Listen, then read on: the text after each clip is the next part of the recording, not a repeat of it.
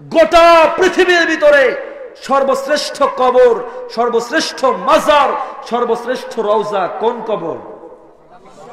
বলে না কার কবর? রওজায়ে মুহাম্মাদুর রাসূলুল্লাহ সাল্লাল্লাহু আলাইহি ওয়াসাল্লাম।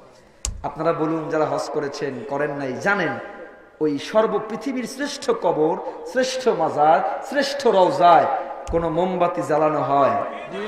কোন দড়ি বাঁধা হয়? কোন মানুষ সেজদা করে?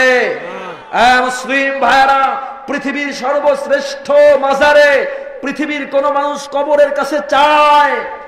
বলে না চায়। তাহলে গোটা পৃথিবীর শ্রেষ্ঠ কবরে যদি মোমবাতি জ্বালানো না হয়, মহিষ না দেওয়া হয়, লাইটিং ফাইটিং না করা হয়, আপনার পীর কি নবীর কবরের থেকেও শ্রেষ্ঠ হয়ে গেল? আপনার পীর কি নবীর থেকেও শ্রেষ্ঠ হলো? আপনার পীরের কবরে সেজদা কেন করতে হয়? মোমবাতি কেন জ্বালাইতে হয়? লাল সুতা কেন বাঁধতে হয়? মনে রাখবেন, এগুলো ভণ্ডামি, দান্দামি ছাড়া আর কিছু না। কারো পক্ষে বিপক্ষ নয়। মুসলিম ভাইরা, ইসলামের ভিতরে কোনো ভেদাভেদ নাই। আমরা আজকে জাতি মরছি হলো, আজকে কষ্ট আর দুঃখ নিয়ে বলতে হয়, বাংলাদেশের ছোট্ট একটি ভূখণ্ডে ইহুদি খ্রিস্টানরা আমাদের শেষ করে দিচ্ছে।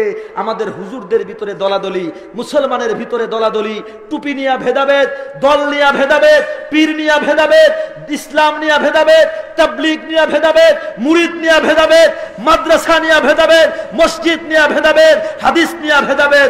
আমি বলি, মুসলিমরা, এত ভেদাভেদ কেন? আমাদের সবার আল্লাহ কয়জন? চিৎকার দিয়ে বলেন কয়জন?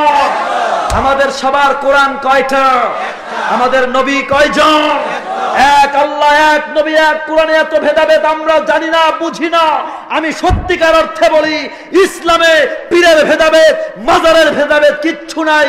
ইসলামে সব আছে, কিন্তু ভেদাভেদ করে গ্রুপিং করে চলার ইসলাম নয়।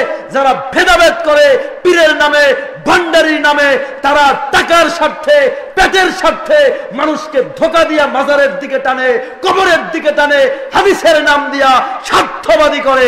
এরা ইসলাম নয়, ইসলামকে ধ্বংস করে দিতে চায়, ঠিক কিনা? যেন আমার ভাইয়েরা, আমি আপনাদেরকে বিপক্ষে বলার জন্য আসি নাই। আমি আপনাদের বলতে চাই, আপনারাও তো ইসলামের জন্য, আল্লাহর জন্যই করেন। তাহলে শোনেন, আপনার কমন সেন্সটা ব্যবহার করেন। যেই পীরের দরবারে, যেই মাজারে নারী আর পুরুষের একসাথে মিলন হয়, ওই পীর কখনো হক হতে পারে? আমি কোনো কারো বিপক্ষে পক্ষে বলি না। যেই পীরের দরবারে গাঁজা হয়, নেশা হারাম, আল্লাহ বলেন যে এগুলা ইন্নামাল খামার রিজসুম মিন আমালি শাইতান, এগুলো শয়তানের কাজ। তাহলে যেই পীরের দরবারে গাঁজা চলে, মদ চলে, ওই পীর কোনোদিন ভালো হতে পারে? তাহলে তারপরেও আপনাকে ডাকছে কেন? মনে করবেন তার পেটের স্বার্থে, তার মাল কামানোর স্বার্থে। এগুলো ইসলাম নয়, ঠিক কিনা? আল্লাহ আমাদের বোঝার মতো তৌফিক দিক, বলেন আমিন। আওয়াজ দিয়ে বলুন আমিন। আপনার আমার সিলেট টু লন্ডন সাবস্ক্রাইব করতে ভুলবা না, আর ঘন্টি তো অবশ্যই অন করতে ভুলবা না।